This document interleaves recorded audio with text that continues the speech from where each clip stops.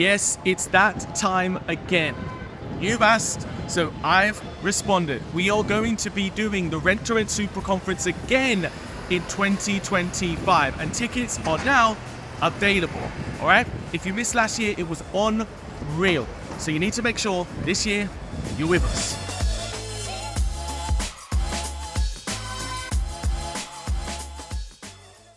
I've worked technology sales for like last 10 years in the city or so.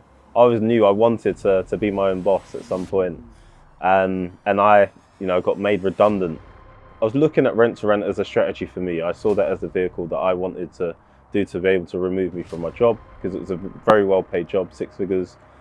I've got the tools to do it. And I've learned a lot about myself, because I think, rent to rent is a tough game. It's not easy, right? You said it. Yeah. And in terms of your journey now, like you say, that's like sort of 12 rent-to-rent deals and stuff. Yeah. What sort of revenue, total income are you averaging a month right now? Mic check, every single day. How's your name here? We don't play. Okay. This is what happens off camera, bro. Yes, Kofi, what you saying, man? Vibes in. Oh, we're starting? Yeah, man. Yeah, good, come on. Man. Out here, come on. Yeah, man. Obviously, been working together for a while, known each other for a while, but I've realised we've actually not had a chat on camera, so... Yeah, man, crazy. So I thought we'd just jump on a camera. So we're at the retreat now. How are you finding it? Powerful, man. Loads of energy in the room, masterminding, great ideas being shared, great ideas being solved. So yeah, it's been good. Okay, and it's been a whirlwind for you, really. I mean, from starting to now, like you coming to an event and just being pretty much quite fresh to now what you've done, like what's that like?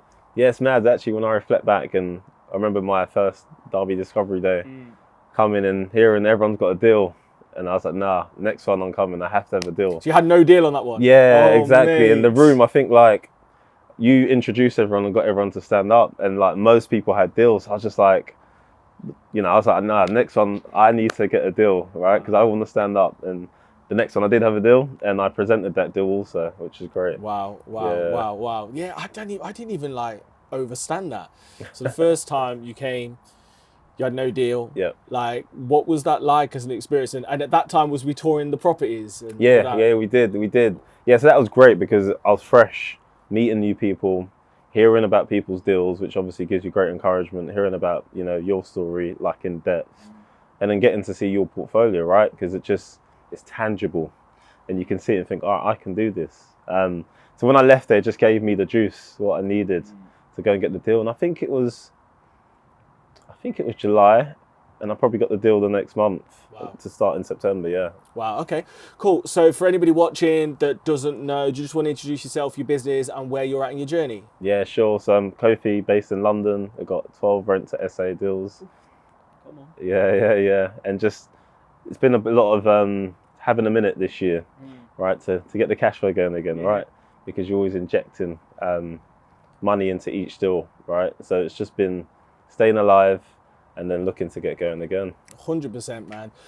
So really, really interesting in terms of your journey. So what was you doing before property? Can you just talk a little bit about that transition? Yeah, sure. So I've worked technology sales for like last 10 years in the city or so, various different companies, and I always knew I wanted to be my own boss at some point.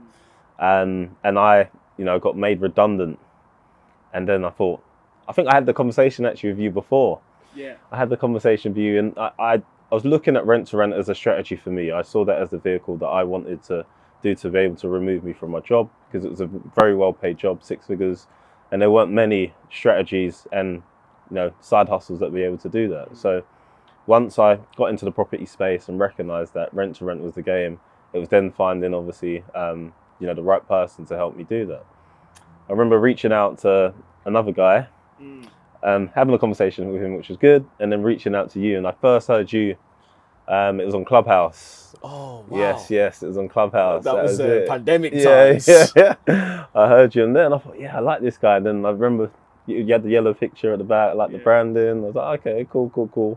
So we had a conversation much later. This was like, I think 2022. Then got made redundant. I thought, yeah, let's get started. Wow. Clubhouse, man. Yeah. That was the lick. It's good. Yeah, You I in some good remember that. rooms, man. Yeah, there was some good rooms back then, man. Clubhouse Yeah. was a wave. I don't know what happened, man. I think when they, at one point it was only on iOS, wasn't it? Yeah, and then they let it out to and then everyone. it just went a bit Yeah. mad. But yeah, so you heard that Clubhouse. We've reached out, created a game plan and Yep. stuff. But I feel like you didn't start immediately because it was like was there two redundancies? Yeah, it was. That's I started, and obviously, like, money was obviously running down, That's right, yeah. And then I got another job. Got the deal, got another job, and then had a baby. That's right. So it's a bit mad, right? Kind of like 4 months, had some time out, 4 or 5 months, got going again, and then got made redundant. And then I was like, oh, I need to just go ham at this. So it was almost like the, push I needed. But I knew long term I wasn't looking to stay anyway. So it was just to help with cash flow. Okay, sweet. So let's just dig a little bit into, because technically you had this big job. What would have happened if you'd not got made redundant? Like, do you feel like you would have just carried on, or was it something that you would? Great question. I feel I would have got started, but maybe just a bit later on. Because I knew it was something I wanted to do. It's just a timing. So when that happened, of course, it released capital that allowed me to think, okay, I can go at this. I had the capital to obviously get the deals, and then obviously to do the mentorship. So yeah, it just meant it sped up the process. Yeah. And in terms of your journey now, like you say, that's like sort of 12 rent-to-rent deals and stuff. Yeah. What sort of revenue, total income are you averaging a month right now? Yes, revenue can be anywhere from 30 to 40k. Nice. Yeah. Nice. And the net, I mean, net must be double figures. Yeah. How's that feel? Yeah, it's good, man. It's a game changer. What's it changed? Well, look, I've been able to be out of work, for over 12 months. In terms of family, the impact of that, and just long term, because I know, like, this is just the start. The skills that I've learned, and obviously in terms of where I'm going towards, with obviously the purchasing and building legacy assets, I'm like, I've got the tools to do it, and I've learned a lot about myself, because I think rent to rent is a tough game. It's not easy, right? You said it. Yeah. You said to me, like, getting the Simple, deals. but it's not easy. It's not easy, and there's challenges in the market. So I think the challenges have helped me to become a problem solver and to be able to pivot. And I think that will then help me for, the rest of my entrepreneurial journey. Sure. And yeah, I mean, we've been talking about this for a while, because obviously the market, like any market, there's market cycles. Okay. Yeah. There's going to be highs, there's going to be lows, there's going to be changes, there's going to be people that fall off and new opportunities and stuff. Yeah. What are your views on that? Yeah, great question. I think it's all about time in the market as opposed to timing the market. So I think, market cycles happen.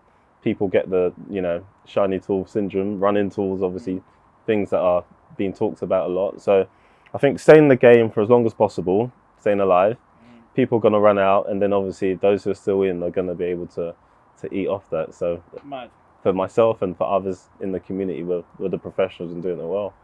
Well, exactly that. And there's a lot of poor SA operators out there, let's face 100%, yeah. Which I feel like sometimes really skew the stats as well. Yeah. Like, I'll be on some of these stats and looking at occupancies and stuff, and think about it. If somebody's at 100% occupancy and somebody's at 0% occupancy, that's an average of 50% occupancy. That doesn't mean you're going to get 50% occupancy in that area. Yeah. It means that you want to be the 100%. Yeah. So what are they doing, and how can you repeat that?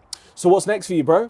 Yeah, it's a great question. I'm looking at some BRRs towards the end of the year. Come on. That's what we're getting, yeah. And looking to scale potentially with the management. So, Nice. What I've built is a good database of landlords and agents. I've had a lot of deals come to me this year that I've even sold on and not taken on. So I think I can really now maximize those relationships, scale up, take more deals, and then obviously look towards the BRRs at the end of the year. Perfect, bro. And where are you going to be at the Super Conference? I'm asking everybody this, 25th, 26th of Jan, 2025. At the Super Conference. What's the goal? Is that the first BRR, or where's your head at? Yeah, that's a great question. I wasn't sure about the first BRR. I think I wanted to, in between now and then, 25 deals sourced and taken on. Sick. Yeah. And nice. At 20k consistent net cash flow. Come what, mate? Yeah. All right, perfect. Well, I know you're going to do it, bro. I'm proud of you. Keep winning and appreciate you. Thank you, bro. Respect.